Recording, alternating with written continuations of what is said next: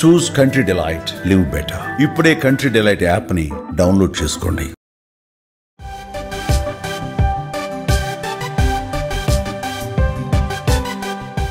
తల్లికి వందనం పథకంలో డబ్బులు పడ్డాయో లేదో చెక్ చేసుకునేందుకు ఆప్షన్ ఇచ్చిన ప్రభుత్వం ఇంకా డబ్బులు పడని వారు ఏం చేయాలో కూడా వెల్లడించింది. దీని ప్రకారం ప్రభుత్వానికి ఫిర్యాదు చేసేందుకు ఇచ్చిన గడువు ఈ రోజుతో ముగియబోతోంది.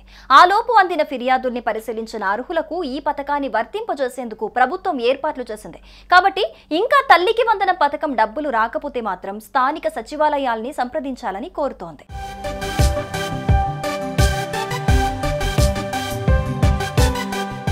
ప్రభుత్వం ఇప్పటికే విడుదల చేసిన షెడ్యూల్ ప్రకారం తల్లికి వందనం పథకం డబ్బులు రాని వారు అర్జీలు పెట్టుకునేందుకు ఈ నెల 16 నుంచి 20వ తేదీ వరకు గడువిచ్చారు. అలాగే 21 నుంచి 28 వరకు ఆయా అర్జీలను పరిశీలిస్తారు. జూన్ 30న 1వ తరగతితో పాటు ఇంటర్ అర్హుల జాబితాను సచివాలయాల్లో ప్రదర్శిస్తారు. అనంతరం వీరికి జూలై 5న డబ్బులు జమ చేస్తారు. దీంతో ఈ ప్రక్రియ ముగియనుంది. ఇలాంటి వారి నుంచి వచ్చే అర్జీలను పరిశీలించి లిస్టులో పేరున్నా డబ్బులు జమ కాలేదని పేమెంట్ ఆప్షన్ తీసుకోవాలని సచివాలయాలకు ప్రభుత్వం సూచించింది.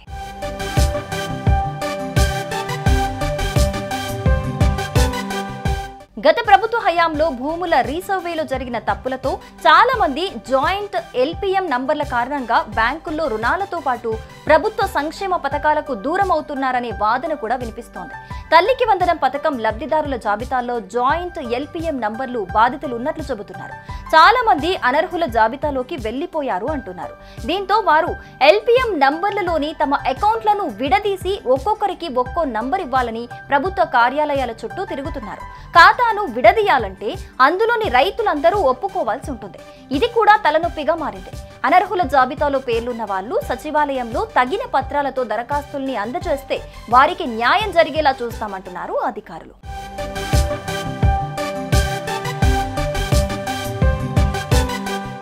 ఈ స్కీమ్ కింద మొత్తం 15,000 ఇస్తుండగా వీటిలో 13,000 తల్లి ఖాతాలో జమ అవుతాయి. మరో 2,000 జిల్లా కలెక్టర్ ఖాతాలోకి వెళ్తాయి. ఈ స్కీమ్ కింద 1వ తరగతి నుంచి 12వ తరగతి వరకు చదువుతున్న విద్యార్థుల తల్లుల ఖాతాల్లో ఆర్థిక సహాయం కింద డబ్బులు జమ చేస్తారు. ప్రతి సంవత్సరం 15,000 రూపాయలు ఇస్తారు. తల్లికి వందనం స్కీమ్ స్టేటస్ ను చాలా సులభంగా తెలుసుకోవచ్చు. ఇందుకోసం ముందుగా GSWS iPhone nbm.ap.gov.in వెబ్సైట్ లోకి వెళ్ళాలి. ఆ తర్వాత విద్యా సంవత్సరం 2025-26 ఎంచుకోవాలి. ఆపై తల్లి ఆధార్ నెంబర్ ను ఎంట్రీ చేయాల్సి ఉంటుంది.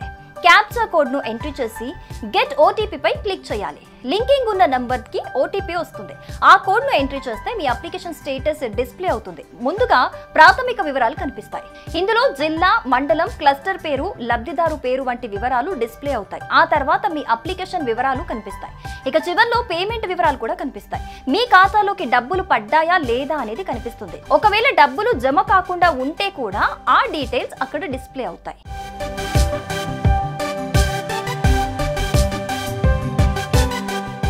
సుమన్ టీవీలో మీ పర్సనల్ అండ్ బిజినెస్ ప్రమోషన్స్ కోసం కింది నెంబర్కి కాంటాక్ట్ చేయండి.